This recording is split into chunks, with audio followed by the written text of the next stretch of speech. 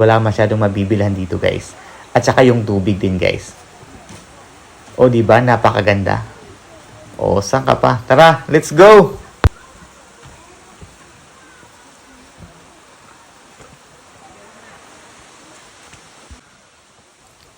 So dito guys, tanaw na natin yung napakataas na talon guys.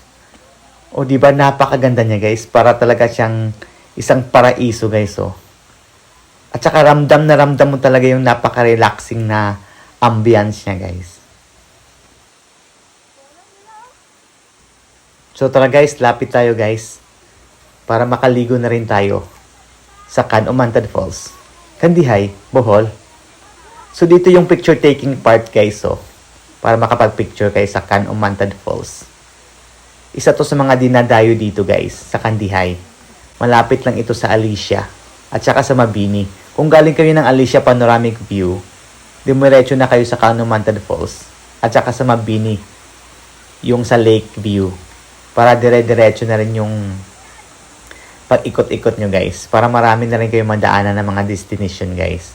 At saka pwede na kayo dumiretso ng Anda sa Cabagnaw Cave at saka Anda Beach pagkatapos dito guys.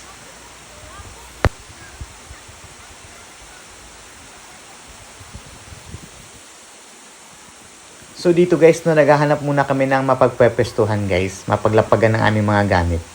Para hindi masyadong mabasa guys. Kasi tumatalsikas yung tubig galing sa falls guys eh.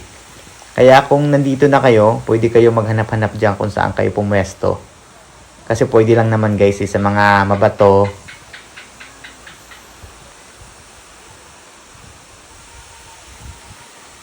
So tara ka-adventure, lapit pa tayo ng konti.